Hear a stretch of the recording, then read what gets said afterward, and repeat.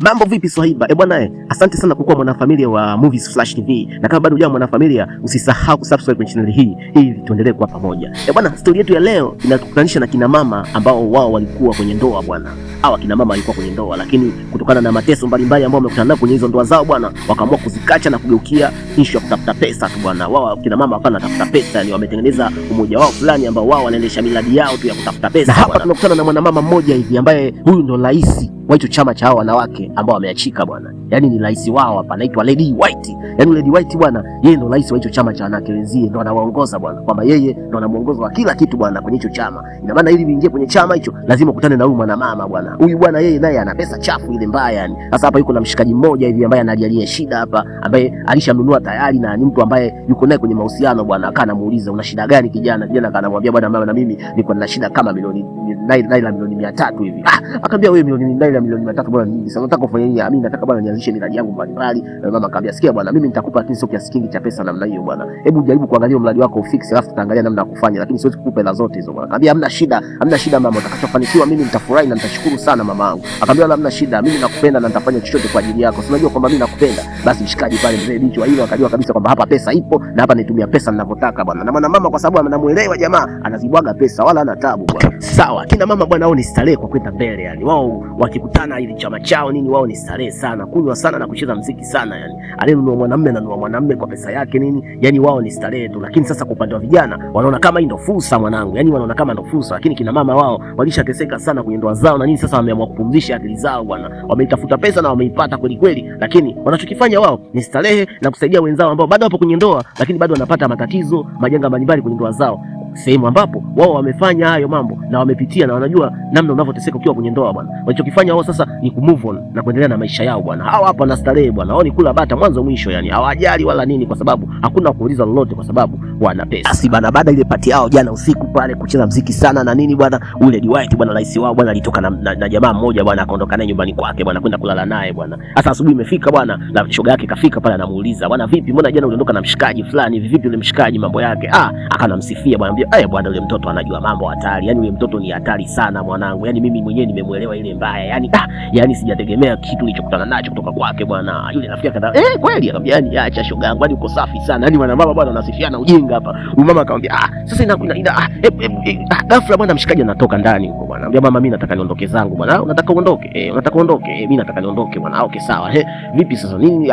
Ngoja basi nikupe nauli. Nitajie namba yako hapo. Mshikaji kataja namba pale, mwanangu katumiwa pesa mwanangu benki moja kwa moja bwana. Amwamba kuondoka bwana. Yule mama akaanza kumsifu rafiki yake, akamwambia rafiki yangu umeenjoy sana bwana. Mtoto anaonekana mkali kinoma yani bwana. Yani amejazia maskula nini yani, acha bwana, kifua kweli. Lady White akamwambia yani acha. Yani mimi nimeenjoy jana usiku rafiki yangu, wewe acha tu. Yani mtoto yuko vizuri na anajua mambo kinoma yani. Akamuuliza mwenzake, akamwambia vipi naweza nikamjaribu? Akamwambia kwa nini usijaribu? Unajaribu tu, haina shida. Wewe chukua namba yake mpigie. Hamna shida. Ina maana akina mama bwana hata kushare wanaume nini wao wanaona kitu cha kawaida tu. Yani ukalala na huyu jamaa afu anamwambia rafiki yake nataka nimjaribu. Mshikaji rafiki yake naye akamwambia hamna shida. Wewe chukua manamba ya hapa mpigie, mjaribu tu. Mtoto mzuri sana yani, mimi mwenyewe nimeenjoy sana bwana. Yule mama akasave namba bwana, akaichukua namba mshikaji bwana. Sawa, hapa tunakutana na yule mwamba bwana aliyetoka kule kwa Lady White bwana. Hapo kashapewa pesa nini, katulia zake bwana. Huyu jamaa bwana yeye hana mission nyingine yote anaofanya zaidi ya mishangazi tu bwana. Wewe anapiga mishangazi afu analipwa pesa. Yani mshikaji kwamba anajiuza yeye bwana. Hiyo ndo kazi yake na mweka town bwana. Mbona ana shine nini, ana pesa, lakini kazi yake kubwa yeye ni kujiuza kwa wale kina mama bwana. Yeye anapiga show anapata pesa bwana. Sasa yuko na mshikaji wake ambaye anaishi naye bwana. Yeye mshikaji yeye bwana, yeye ni mtaalamu fulani wa kuchora chora na nini, anachora artwork zake alafu anaziuza kwa wateja wake bwana. Lakini maisha yake bado yako broke, yuko broke sana yani. Bado yuko vizuri sana jamaa, anajitafuta bwana. Yeye hana chochote bwana. Sasa hapa asubuhi hapa anatoka zake kuelekea Mishi, anapokea simu ya mamake, anamlaumu, mbona wewe vipi hiyo hela hujatuma mpaka saa hizi na nini? Mshikaji akamwambia mama, nilikuwa tu busy kidogo mamangu, lakini nadhani baadaye nitakutumia pesa, maana sasa hivi ndo naelekea kwenye Mishi kutafuta riziki nini, lakini nitakachokipata mama mimi nitakutumia baadaye bwana. Sawa mama, usijali, mimi nitakupigia baadaye,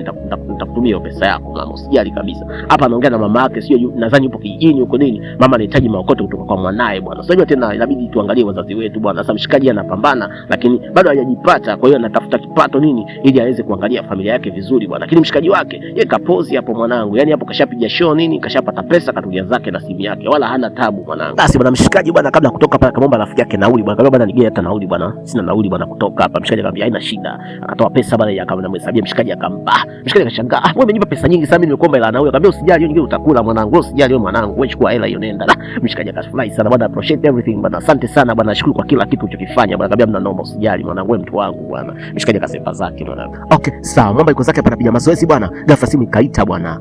Vipi bwana, huko unapatikana? Mshikaji akajibu alipo active. Akaambiwa okay sawa basi, muda fulani nitakutumia address uje basi maeneo yangu. Akamwambia basi sawa, ina shida. Hawa ni mmoja wa wale kina mama bwana, anamhitaji mshikaji hapa aende kupiga show apate mapesa yake bwana. Ghafla bwanangu mshikaji ndo anarudi kutafuta za riziki zile za mambo yake anayofanya fanya kazi nje, kwa maana anarudi bwana, anakuta mwana yupo pale kapiga zake anafanya mazoezi. Mshikaji akamwambia vipi mwanangu, umerudi? Akamwambia bwana nimerudi bwana. Vipi namna vipi kazi, kuna mambo yanaenda fresh? Akamwambia mwanangu bado bwana, mambo ni vile vile, mambo bado magumu bwana, tena nina njaa ile kinoma. Una njaa?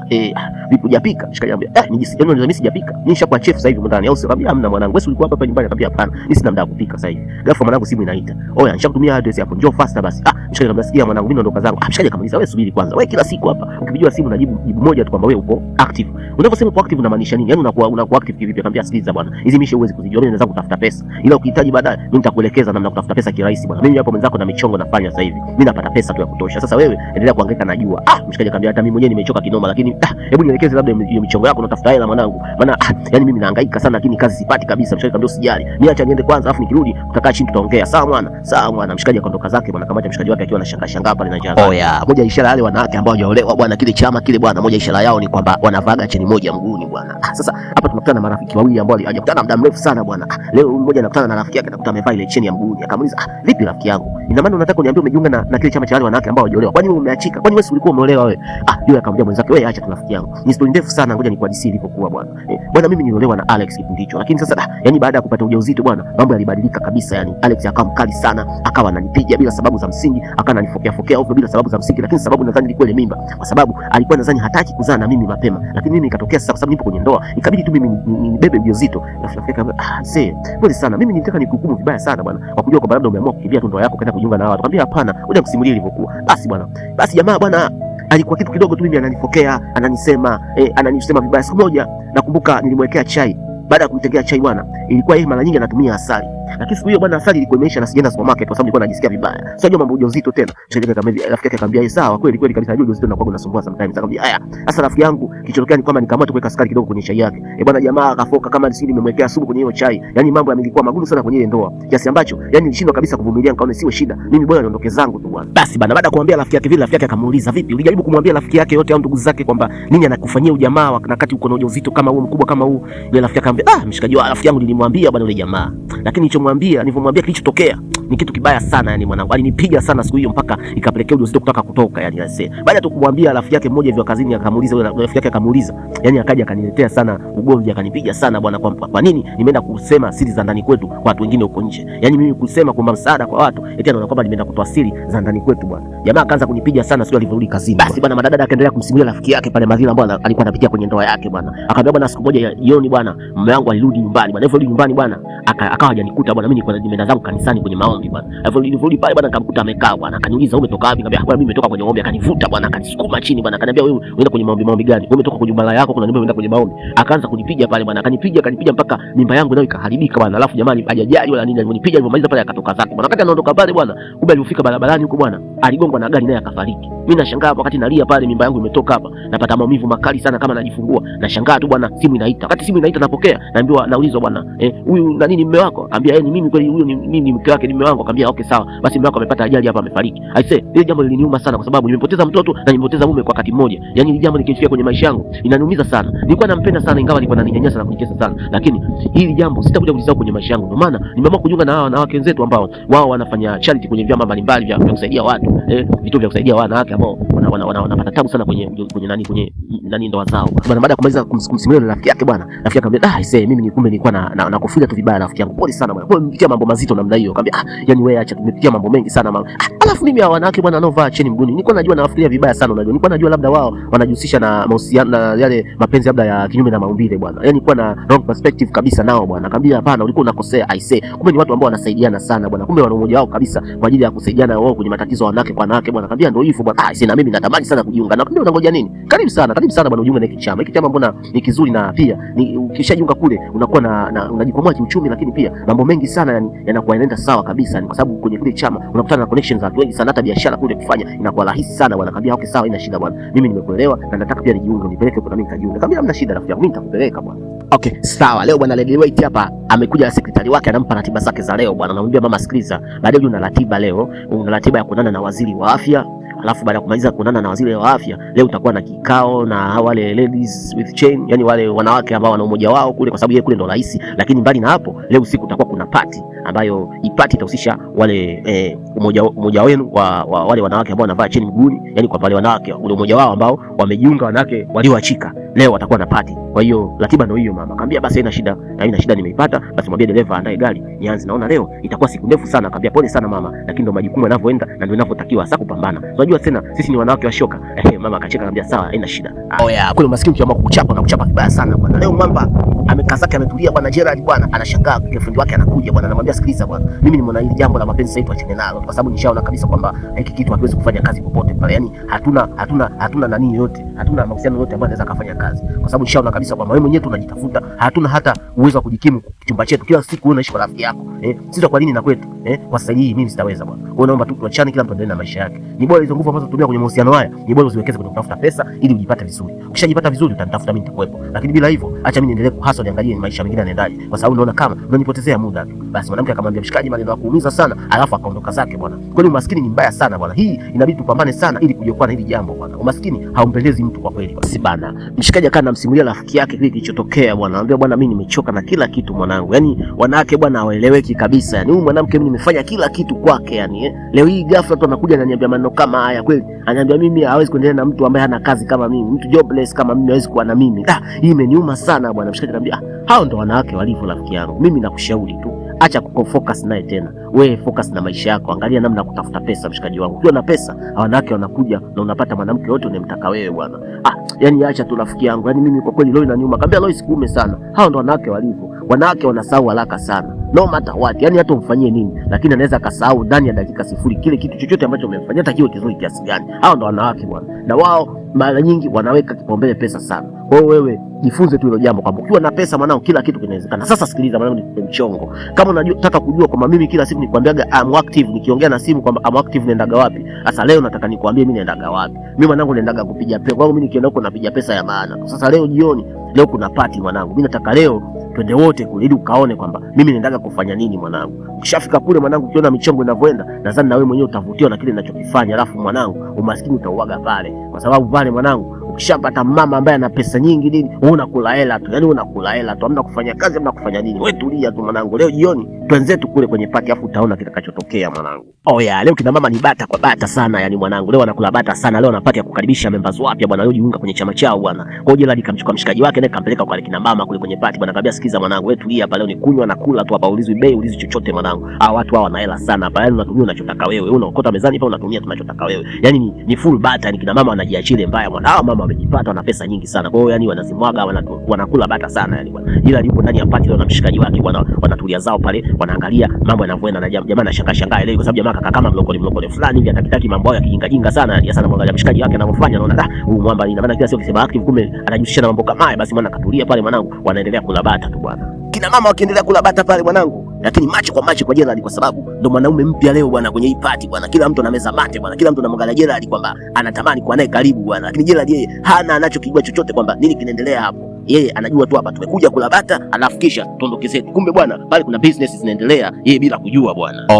Gerald jina lake limetoka bwana. Kuna mama tayari kashamuelewa bwana. Yaani mwamba yeye leo ni mgeni hapa, kila mtu anamwangalia yeye bwana hapa. Basi bwana ishara ikatembea, wale rafiki yake na Gerald bwana ikabidi asogee kwenda kuongea na huyu mama bwana. Ilipofika kunana na huyu mama bwana, mama akamuuliza vipi bwana? Nimekuja na rafiki yako pale. Yule nani yule? Akamwambia bwana yule anaitwa Gerald, ni rafiki yangu. Akamwambia okay sawa. Mimi bwana nimemuelewa sana. Fanya lolote linalowezekana bwana. Mimi leo usiku niwe nayo. Akamwambia haina shida. Mimi nitazungumza naye alafu tutakupa mrejesho sawa. Akamwambia sawa, fanya hivyo bila kukosa bwana. Mimi mtoto nimemuelewa kinoma. Mshikaji akamwambia wala usijali. Huyu ni wa kwangu mwenyewe, ni rafiki yangu, yani lolote nitafanya ili leo uwe naye mama. Wala usijali. Basi bwana baada Gerald alikuwa na rafiki yake katoka alafu arudi bwana. Akaona amfuate huko kuchemba bwana. Amefika kule chemba bwana, anamkuta mshikaji wake anaongea na mama. Yeye hajui kama anaongelewa yeye bwana. Kasongea zake pembeni, akaanza zake amepiga kichwa chake bwana. Amekoza zake mwanangu anatulia. Ghafla Lady White naye kamfuata huko bwana. Lady White kumbe naye alikuwa anamcheki jamaa na kamuelewa kinoma bwana. Yule Lady White ambaye ni yule president wa hiki chama bwana, naye kamuelewa mshikaji. Kwa kamfuata huko bwana. Amefika pale namkuta mshikaji kasimama. Anambia wewe vipi? Akamwambia mimi niko poa, mambo vipi fresh. Sasa sikia, naomba tukacheze basi. Akamwambia tukacheze, mimi siwezi kucheza mama. Akamwambia hamna, usijali, mimi nitakufundisha. Mimi siwezi kucheza. Akamwambia mimi nitakufundisha, wewe usijali, mimi ni mwalimu mzuri sana. Kama hajamaliza yule mwanamke kanamuuliza Gerald, vipi, nini kinaendelea pale? Okay, yule mama aliyekuwa anaongea na rafiki yake na Gerald bwana, akanamuuliza huyu vipi tena, mbona sielewi? Akamwambia usijali, labda Lady White kaja tukumsalimia. Yule kumsalimia? Hapana, hebu ngoja niende pale pale bwana, ngasikiza anachokiongea. Yule mama naye akasogea pale akamwambia hey guys, mambo. Mshikaji akamwambia niko poa. Uko poa? Isee wewe ni mzuri sana. Yule mwanamke akaanza kumsifu pale pale mbele ya Lady White. Lady White akamwambia hebu tulia, vipi, nini kinaendelea hapo? Mbona sikuelewi? Hapo nielewi vipi? Hebu njoo tuongee pembeni kwanza. Akachukua pembeni wakawa wanaongea bwana na Lady White pembeni. Yule wale mama wawili wakakutana, wakajikuta wamegongana mbele ya huyu mshikaji bwana. Mshikaji haelewi chochote, anaona kama uzauza, maana yeye hizi misha hajazizoea kabisa, yani ndio mara yake ya kwanza. Kwa hiyo mshikaji wake anamwangalia, anaona mshikaji ana bahati. Yani kina mama wote wamemsogelea yeye. Mshikaji akamsema kwani kuna shida gani? Mbona mimi sielewi? Kina mama mbona anaanza kugombana bila shida yote? Mshikaji akamwambia hapa tushaingia kwenye game full. Yani hapo mwanangu, hapa sasa tushaingia kwenye game full. Yani kina mama wamekuelewa wote yani. Kwa hiyo hapa sasa utaangalia mwenyewe utafanya vipi, lakini hapa mwanangu mchezo ndio uko hivyo yani. Hapa ni pesa tu mwanangu. Yani hakuna kitu cha bure. Hapo ni pesa, utakula pesa mpaka wenyewe utashangaa bwana. Basi bwana, Lady White akamchukua rafiki yake pembeni akawa anaongea naye. Anamwambia sikiliza wewe, vipi? Kwani bwana unamjua? Mbona unamshobokea sana? Akamwambia mimi unamfahamu, mbona nishaona naye mara moja. Asema hatujapata ile nafasi ya kuzungumza. Akamwambia okay, sawa. Kama wewe hujapata nafasi ya kuzungumza, sasa mimi ndo nishaanza kumtongoza. Na mimi ninavyokuambia ndo nishamuelewa yani, hapa sielewi. Kwa hiyo nishakwambia tayari yule mimi nishaanza kumtongoza, achana naye. Akamwambia niachane naye kivipi? Na kati mimi nishakwambia tayari ni mtu ambaye mimi nampenda na nishaona naye tayari na ni chakula changu tayari, nishapanga kwamba usiku huu mimi natakiwa niwe naye. Akamwambia okay, sawa. Umepanga usiku huu unatakiwa uwe naye. Labda utakuwa naye siku nyingine. Lakini mimi mwanaume ambaye nishampenda na nishaanza tayari kumtongoza, alafu uniambie tena unampenda na wewe? Hapana. Mimi sielewi bwana. Wewe unaona kama unaongea pumbavu. Sasa mimi na wewe tutaona. Lakini nishakwambia tayari kwamba ile ni chakula changu na usikisogelee tena. Basi bwana, yule mwanamke kasirika pale akaondoka zake pembeni bwana. Oya, mshikaji bwana, mchezo hajauelewa kabisa ni mwanangu. Akaanza kumgombeza rafiki, akamwambia wewe vipi mwanangu? Hizo maana hizi mambo zako ndo za kupata hela ndo hizo unazofanya bwana. Unajua ni kwa sija kuelewa kabisa unavyosema uko active, kumbe uko active maana yake ni unajiuza bwana. Kwa nini umekuja kuniuza kwa mama au sio? Yaani mimi kabisa nianze kulala nao wanawake watu wazima namna hii rafiki yangu. Maold kabisa mimi nilali nao kweli. Mimi siwezi kufanya hicho kitu bwana. Kwanza ni wakeza watu, taraji mimi na wakeza watu hivi bwana. Akamwambia sikiliza bwana, kitu sio kijua ni kimoja. Hawa wanawake wote unaoona hapa wote ni single ladies. Yaani hawa wote hawana wanaume.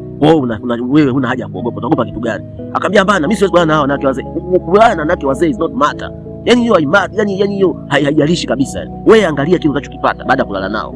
Hawa wanakupa mkwanja mrefu kwa kulala nao tu siku moja. Sasa unaanza kuanza wao sijui ni wazee sijui. Kwani uko hapa kwa starehe? Wewe angalia nini unapata baada ya kulala nao.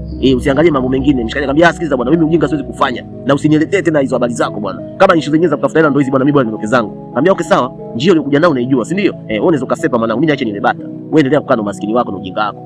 Mshikaji bwana akaona hizi sio pigo zangu bwana. Mshikaji akaondoka zake. Mshikaji anaonekana ni mtu fulani hivi ambaye ni mtu wa Mungu sana. Hataki ya mambo kabisa yani. Lakini rafiki yake kamuingiza kwenye njia ambayo yeye mwenyewe hakutarajia kabisa. Yaani kwa anajua mwenzake anakuja kutafuta hela kwa kazi tu fulani hivi, kumbe mwenzake anakuja kutafuta hela kwa ajili ya ngono bwana. Yaani anafanya ngono ndo anapata pesa bwana. Mshikaji akaondoka zake. Basi bwana, baada ya mshikaji kuondoka bwana, yule mama wa kwanza aliyempenda Gerald bwana, akamuita yule rafiki yake akamwambia vipi? Mbona mshikaji simuoni yuko wapi? Akamwambia ameondoka bwana. Ameondoka?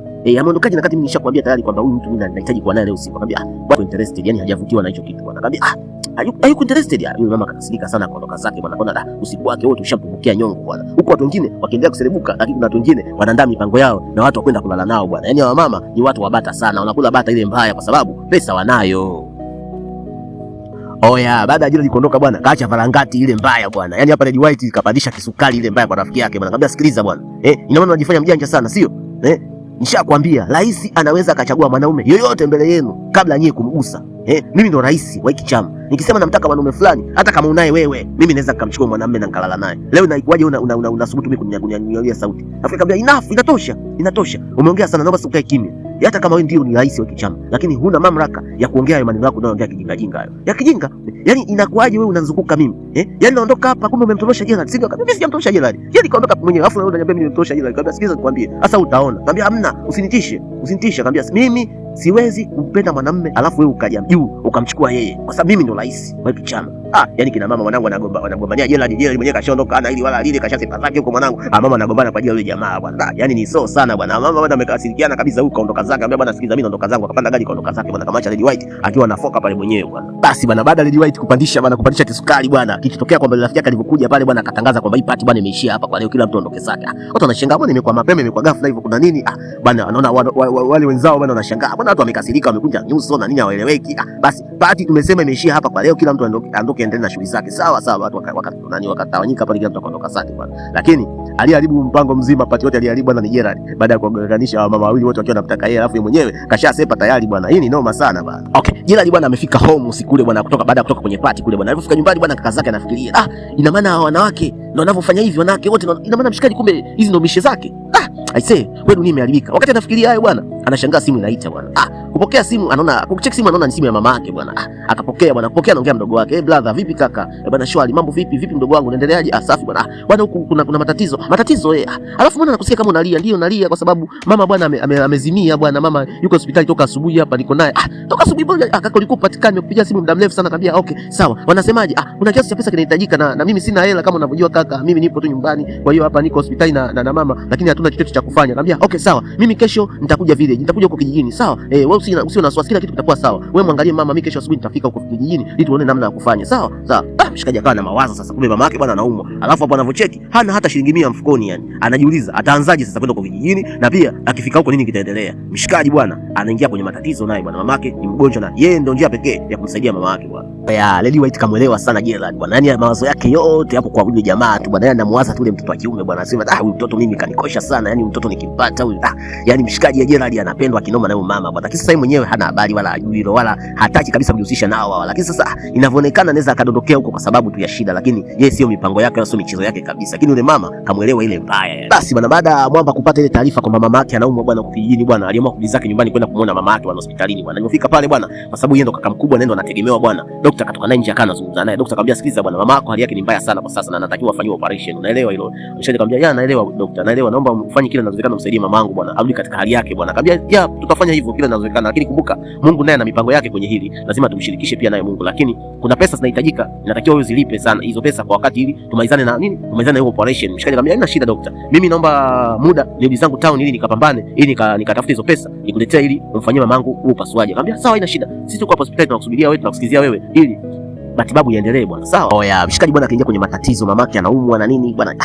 Lakini sasa hana namna ya kupata pesa ile inahitajika kwa ajili ya kufanyia operation mamake bwana. So tunajua kwamba jamaa hana kazi wala nini yani. Mshikaji atafuta kazi. Akamwambia mshikaji wake, sikia bwana rafiki yangu, mimi naomba bwana uniazime kiasi cha pesa ili niende mamangu akafanyiwe matibabu. Akamwambia, sikiza rafiki yangu, mimi hicho kiasi ni kingi sana cha pesa, mimi siwezi kukipata sasa hivi, nitakudanganya. Mimi nitakipataje? Nitakusaidiaje upate hicho kiasi cha pesa chote rafiki yangu? Mimi uwezo huo sina bwana. Ila cha kufanya mimi na cha kukusaidia bwana. Yani usifanye, yani wewe fanya kama unanikopesha. Alafu nikipata anambia, sikiliza bwana, mimi maswala kusema sio nipata kazi, mimi nishachoka na hizo kauli zako bwana. Kupata kazi utapata kazi lini bwana? Wewe sikiliza, tafuta namna ya kupata hiyo hela mama katibiwa. Umeelewa bwana? Mimi na njia nzuri ambayo naweza nikakusaidia wewe kupata pesa. Yaani unapata pesa huku una enjoy yani.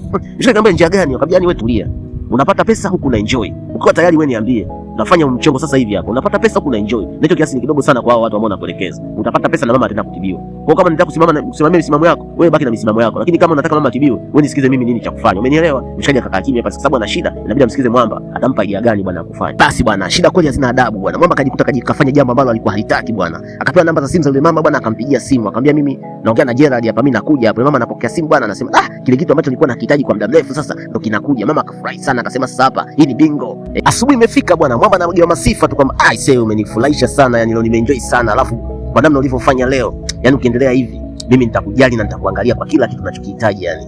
Jamaa anacheka, anambia mama, nashukuru sana kwa haya maneno yako mazuri ulioniambia. Kaambia usijali, na kuhusiana na operation ya mama mimi nitatake care yani, kila kitu nitasimamia mimi na hiyo pesa nitakupatia ili mama afanye operation. Sawa? Jamaa akafurahi sana akasema sawa, nashukuru sana bwana. Kaambia yani wewe kuwa na mimi utaenjoy utafurahi kwa sababu mimi pesa ipo, yani pesa sio tatizo kwangu. Kwa wewe utaenjoy, utakula, utavaa, kila kitu unachokitaka kiwe juu yangu mimi. Mama bwana anajimaliza kwa mshikaji yani, kwa sababu mama mkamuelewa sana Gerald. Lakini Gerald yeye yupo hapa kwa ajili ya shida tu yani. Lakini yeye mambo haya hataki kabisa. Yani mama anaona hizi hapa tunamuona Lady White bwana akiwa yeye anamfikiria tu Gerald bwana. Mpaka anajiongelesha mwenyewe sasa kwamba hivi hiki ni nini? Mbona huyu mtoto wa kiume koma kabisa kutoka katika kichwa changu. Yani kanichanganya na nini hasa mpaka namfikiria namna hii. Anyway, lakini mtoto ni mzuri kwa kweli. Mtoto ni mzuri sana. Yani ngoja tuchukue simu nimpigie simu ile rafiki yake. Kachukua simu bwana, kapigia simu rafiki yake na Gerald bwana. Anambia hello, vipi Ashwa? Jamaa yuko hapa anacheza game bwana, anaona simu inaingia bwana. Vipi bwana, uko poa? Bwana mimi niko poa bwana, niko fine, niko active. Akamwambia okay sawa. Sasa nilikuwa namuulizia Gerald yupo hapa. Akamwambia Gerald bwana saizi hayupo hapa. Hayupo yeye. Basi naomba zungumze naye bwana, mimi namhitaji sana yule jamaa. Akamwambia okay sawa, ina shida. Nitazungumza naye basi. Lady White akata simu bwana. Lakini mawazo yake yote yapo kwa Gerald. Yani haelewi kabisa. Yani mama kampenda kabisa jamaa yani. Kampenda mazima. Lakini mshikaji yeye anakula bata na yule rafiki yake kule kwanza kabisa kumpenda bwana. Okay, sawa. Mwamba amesharudi nyumbani bwana. Amerudi nyumbani pale amekaa na rafiki yake. Rafiki yake anamuuliza, "Vipi rafiki yangu? Bila shaka utakuwa umeenjoy sana." Mshikaji kama nimeenjoy wapi? Acha tu bwana. Mimi si enjoy wala nini bwana. Unajua jambo mimi sijalitaka kabisa. Nafanya hivi kwa shida zangu tu bwana. Nimefanya kwa sababu nimepata pesa tayari ya kumlipia mamangu surgery basi. Kabisa sikiliza mwanangu nikwambie. Yaani ile jambo utalizoea tu kwa sababu hata mimi mara ya kwanza nilipofanya hivyo, nilijisikia hivyo hivyo unavyojisikia wewe. Lakini mwisho wa siku nimezoea na naona maisha yanaenda tu fresh. Kwa mimi nakwambia kabisa yani, ili jambo utalizoea na kila kitu kitakaa sawa bwana, wala usijali. Alafu sikia, nakukumbusha tu kwamba baadaye kuna appointment nyingine na Lady White. Appointment nyingine na Lady White tena. Yani nakwambia, sikiza mwanangu nikwambie, acha ushamba. Huyu mwanamke ana pesa.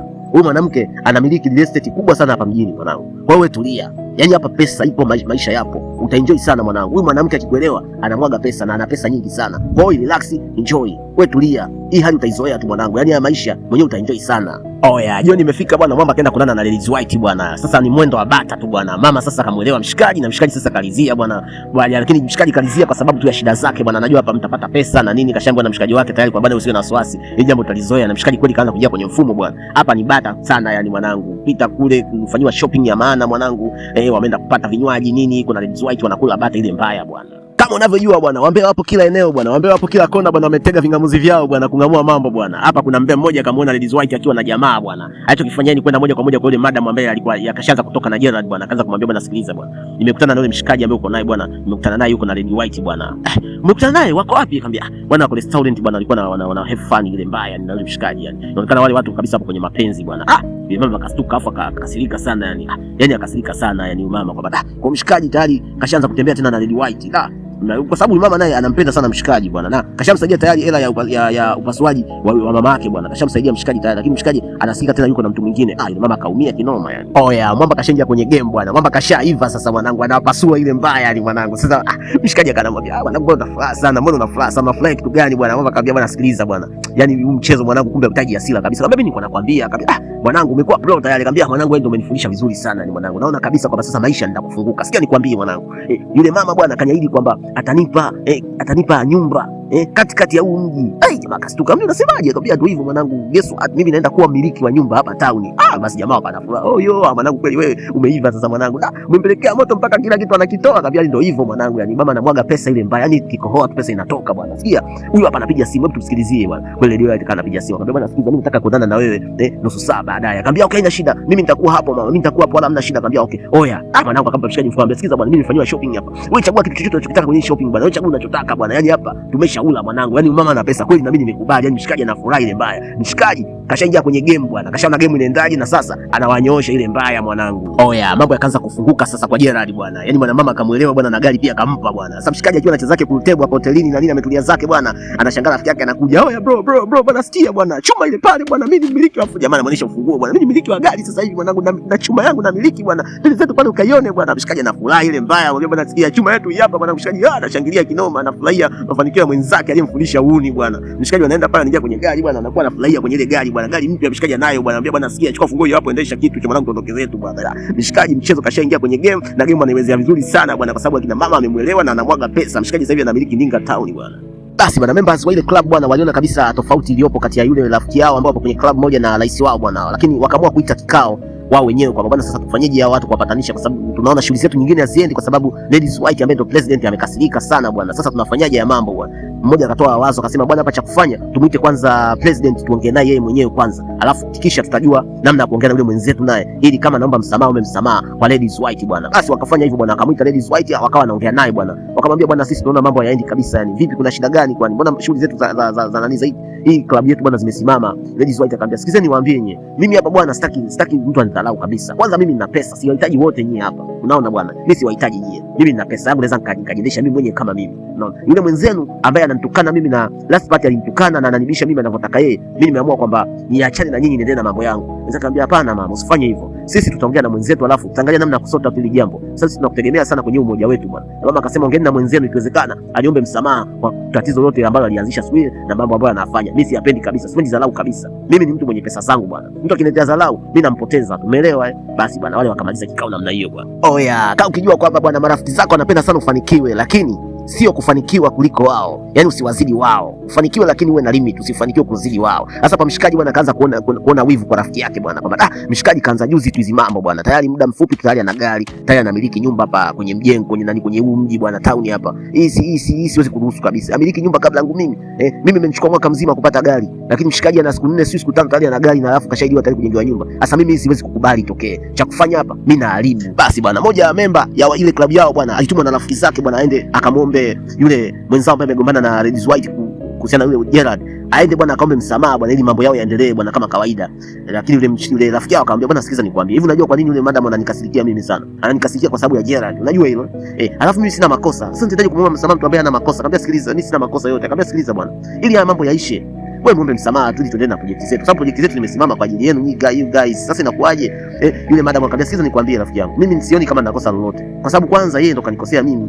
Huyu mwanaume nilianza kuonana naye mimi. Alafu yeye kaja kampola kwangu. Na mimi hicho kitu ndo kimenikera. Kwa nini anataka kila kitu ajimilikishe yeye kwa nguvu? Huyu ni mbabe sana. Na yani yeye kwa sababu ana nguvu ya pesa na anaona sisi hatuna maana. Kwa nini anatufanyia hivi? Akamwambia sikiza ndugu rafiki yangu, wewe mruhusu shetani apite, achane na haya mambo. Achana na hayo mambo kabisa. Sisi tuendelee na mishemishe zetu bwana, hizo kutafuta pesa. Wanaume mbona wapo? Tukitaka mwanaume wetu unampata, pesa unayo. Wewe tulia bwana, wewe akanamtuliza rafiki yake. Okay, sawa bwana. Yule mmoja akaamua kuja chini bwana. Akaamua haina shida. Wewe nimfuate yule rafiki yangu tu kaongee naye, alafu nione kama tutafikia wapi. Alifika pale bwana, Ladies White akamwambia, "Hey vipi? Umekuja kuomba msamaha?" Akamwambia, "Mimi sija hapa kuomba msamaha. Ila mimi hapa nimekuja kwa ajili ya Gerald." Akamwambia, okay, sawa. Umekuja kwa Gerald, amefanya nini Gerald? Akamwambia, "Okay, sikiza. Hapa inabidi tupange mchongo hapa." Wale kina mama bwana washajua kama wanachezewa akili na Gerald. Kwa hiyo wanaamua kumpangia mchongo mshikaji ili wamkamatishe vizuri, wamuone akili zake zilipoishia bwana. Oh yeah, sasa hapa Gerald bwana kaikwa mtukati bwana. Yaani hapa kaikwa mtukati na namuomba rafiki yake sasa ushauri. Anambia sikia bwana mwanangu. Hapa sasa hapa leo hapa kitawaka hapa. Yaani yule mwanamke alinunulia gari, anataka leo nimpeleke kwenye party na nimuendeshe kwenye gari yangu. Unaona bwana, yani nimpeleke kwenye gari yangu. Alafu na Lady White naye ameniambia niende nyumbani nikachukue pesa in cash. Kuna pesa nimemuomba, sasa kaniambia niende nikachukue ile pesa cash. Yaani atinitumii kwenye simu au benki, anataka mimi niende nikachukue ile pesa cash. Sasa hapa nitafanyaje mwanangu? Wote wawili wananitaka kwa wakati mmoja. Akamwambia sikiza nikwambie, hapo nadhani wote wawili sasa. Hapo cha kufanya, nenda kwa Lady White kachukue pesa, alafu kisha toka pale kwa Lady White ndio unaenda kuchukua gari unampeleka yule madam sasa mwenye gari kununulia gari, umpeleke sasa naye kwenye party. Mshikaji akamwambia basi sawa, itabidi nifanye hivyo bwana. Kumbe bwana huyu ni mchongo, mshikaji kashamchoma mwenzie tayari kwa bwana huyu jamaa anawachezea akili, anawarani wote wawili kwa wakati mmoja bwana. Baada marafiki saa nyingine wanatengeneza afu saa nyingine wanakuharibia bwana. Ndio kilichotokea hapa bwana. Mwamba anamuingiza mwenzake kwenye mtego kwa sababu anajua kabisa kwamba mshikaji atamzidi sasa, kwa sababu yeye madili yake ni makubwa, mara kununuliwa gari, mara kununuliwa nyumba. Ndio hivyo bwana. Marafiki wanapenda kufanikiwe lakini sio kuwazidi wao bwana. Oh yeah, jana bwana akaamua sasa afanye mpango mmoja hapa. Awai aende kwanza akachukue mkwanja kwa Lady White kwanza, alafu ndo amchukue yule mwingine ampeleke bwana kwenye gari yake bwana kama alivyosema bwana. Amefika pale bwana, anamkuta Ladies White yupo pale. Ladies White kumuona bwana akaakti kwa furahi sana kumuona Gerald. Niambie mpenzi wangu bwana, umefika. Nimefurahi sana kukuona bwana, unacheza cheza pale na nini. Akamwambia sikiza mama. Sasa hapa nimekuja mara moja tu kuchukua ile mzigo ulioniambia kwa sababu na haraka kidogo na kikao ambacho natakiwa kufanya hii asubuhi na mapema sana. Ladies White akamwambia hamna shida. Mimi nitakupatia hiyo pesa faster ili isije ikawa sababu ya kuchelewesha kwenye kikao chako. Sawa? Sawa, mimi nataka sana haso zako hizo bwana uendelee nazo. Akamwambia sawa, haina shida mama, mimi nitafurahi sana mpenzi wangu, mimi nitafurahi sana. Ladies White kaingia ndani bwana. Sawa, Mwamba akiwa ametulia zake pale bwana anasubiri Ladies White amletee ile pesa aliyomwahidi bwana kutoka ndani huko bwana. Akapokea simu ya yule mpenzi wake mwingine bwana. Hello baby, mambo vipi? Akamwambia mimi niko poa baby. Samani kidogo baby, mimi nipo chooni. Nikitoka hapa nitakupigia maana siwezi kuongea nikiwa chooni. Yule akamwambia basi sawa, haina shida bwana. Guess what? Wakati Ladies White anatoka bwana kumletea ile mshikaji hela, anashangaa wanatoka wote wawili bwana. Mshikaji akastuka. Akamwambia vipi? Umekosa plastic kuniona? Ndio, ni mimi hapa ambaye ulikuwa unaniambia uko chooni bwana. Nimefika hapa tayari bwana. Sisi uko chooni, umekaa chooni hapo. Mshikaji akawa hisho. Unaweza kuelezea nini? Unaelezea namna unavyotudanganya. Hivyo kumbe huna akili wewe mwanaume basi wakaanza. Kumbe bwana, huu ni mtego ulikuwa umetegwa bwana na yule rafiki yake mshikaji bwana. Mshikaji kamtegea mwenzake mtego bwana hapa. Na mtego jamaa ameunasa kweli bwana. Sawa bwana. Ladies White bwana akaanza kumuelezea rafiki yake. Akamwambia sikiza bwana, huyu nilimwambia haya maneno hivi. Nilimwambia kabisa kwamba bwana mimi wewe nakupenda. Nakupenda sana na mimi nina wivu. Siwezi kushare na wewe mtu yote yule. Naomba leo niweke wazi. Bila shaka huwasiliani na yule rafiki yangu ambaye mlikuwa wote siku ile pale usiku. Mimi hapana, mimi siwasiliani naye. Siwasiliani naye kabisa. Jamaa akakataa kabisa kwamba wasiliani na nani? Na huyu madam mwingine bwana. Kuwasiliana naye ndio. Sasa mimi sikiza, mimi nataka uwe mume wangu peke yangu. Mimi nataka nikufungulie biashara, nikutafutie passport, international passport. Yaani wewe uwe mtu wa kusafiri kufanya biashara na mimi. Popote pale tunaenda mimi na wewe tunazunguka dunia hii. Wewe nataka uwe mume wangu mimi tu. Sitaki kushare na mtu kwa sababu mimi nina wivu sana. Yule akasema haina shida, mimi ni wako peke yako. Kumbe huyu ni muongo bwana. Na yule madam naye akaanza kumsimulia rafiki. Akamwambia sikiliza bwana, mimi pia aliniambia hivyo hivyo. Nimwambia kabisa kwamba mimi nina wivu bwana. Na sitarajii kabisa kushare na mtu yote na wewe. Na yeye mimi akaniambia mimi yani hata nikijiangalia kwenye kioni mwanamke mrembo sana yani ambaye hajawahi kukutana na mimi. Kwa hiyo kumbe alikuwa anadanganya tu. na mimi nikamwambia hivyo hivyo kwamba mimi nitakununulia gari, nitakupa maisha just to stay with me, yani kaa na mimi peke yangu tu, usikae na mtu yoyote yule mwingine, yani usiwe na mtu yote mwingine kimahusiano, kwa sababu mimi nina wivu sana na mimi sitaki kuingiliwa kwenye mapenzi yangu. Ina maana huyu kumbe alikuwa anacheza na akili zetu wote yani. Rafiki yako bwana aliniambia hili jambo. Aliniambia kabisa hili jambo kwamba wewe una date na huyu rafiki yangu. Lakini mimi sijaamini kwa sababu nilikuwa nakupenda sana na nilikuwa nakuamini. Sijaamini kabisa kama ni kweli. Mpaka leo nimeshuhudia mwenyewe kwa macho yangu. Umeniumiza sana kijana. Sikia wewe kijana, sisi ni watoto wa mjini na huna uwezo wote wa kucheza na akili zetu. Umeelewa? Yani huwezi kabisa kucheza na akili zetu yani. Tena una bahati sana huyu madam hapa kakuombea msamaha, lakini wewe sasa hivi ungekuwa jela. Yani ingekuweka jela mimi mwenyewe kwa mikono yangu. Sema bahati yako yani, una bahati sana yani, nyota yako imewaka sana wewe mtoto yani. Ila mimi ningekufunga yani, wewe ningekufunga. Sisi sio watu wa kuchezea ovyo. Umeelewa bwana? Yani una bahati sana yani, mshukuru sana wewe Mungu wako yani. Wewe mshukuru sana wewe Mungu wako. Yani madam Red White huyu ni kichaa, alafu huyu bwana yani huyu ni mkatili sana. Yani anaweza kufanya lolote ile kwa sababu ana kiburi ya pesa bwana. Oya, hii ni ile mtaka yote ukosa yote bwana. Gerald bwana leo kimemlamba bwana. Wale bwana yule madam alimnunulia gari akamwambia nipe funguo yangu, nipe gari yangu. Na kumfukuza pale, ondoka kabisa, kamfukuza pale bwana Gerald bwana akaondoka pale, hana lolote bwana. Yule madam akamwambia tena una bahati sana wewe, mjusi mkubwa, wakamtukana vibaya sana pale Gerald bwana akaondoka pale. Baada ya Gerald kuondoka bwana akaanza kuomba msamaha bwana. Ladies wote akamwambia rafiki bwana, naomba sana nisamee sana kwa kila kitu. Akamwambia haina haja kuomba msamaha sasa, ungeomba toka awali. Ili jambo lilivyotoka, akamwambia rafiki yangu usirudishe nyuma. Hapa kuna kitu kiliingilia tu kati bwana. Huyu ni mshetani, tutulani apite bwana. Tuachane na mambo, tusigombane eti tuache kustopisha mambo, tuache kufanya mambo yetu kwa ajili ya wanaume bwana. Hebu tuachane na hayo mambo bwana. Nisamee sana rafiki yangu. Of course nilikumisi sana rafiki yangu, akakumbatiana pale bwana. Hili mambo bwana yakaisha bwana. Gerald akaondoka zake bwana. Lakini alisababisha yote ya bwana ni mshikaji wake yule bwana, ni wivu tu ndio umeingilia kati hapo. Mamba akaamua kumchoma mwanae bwana. Lakini hizi issue ni ngumu sana bwana. Yaani ni ngumu sana kwa sababu unajikuta unaingia katikati bila wewe mwenyewe kujua bwana. Huu mtego uliomkuta Gerald ni hatari sana. Haya, niambie hapo chini kwenye comment mpenzi mtazamaji, vipi wewe hapo ingekuwa wewe ndo rafiki yako ndo mshikaji sasa, vipi? Utaendelea kuwa rafiki wa aina hii kweli? Rafiki ambaye anakutengenezea njia alafu wewe ndo anatumika kuibomoa njia yako ambayo umeshaitengeneza? Usisahau kuacha comment zako hapo chini na endelea kusubscribe hii channel ili tuendelee kuwa pamoja bwana. Stori zote kali zinazokiki zitakufikia hapa mwanangu, live kabisa. Stori yetu hii inaishia hapa bwana. Lakini huu ni mwanzo tu wa stori nzuri nyingine ambazo zitakujia kutoka hapa. Kikubwa tu usisahau kusubscribe na kuwasha kengele ili tuendelee kuwa pamoja. Msimuliaji wako ni Sabari na hii ni Movies Flash TV. Asante kwa kuwa nasi.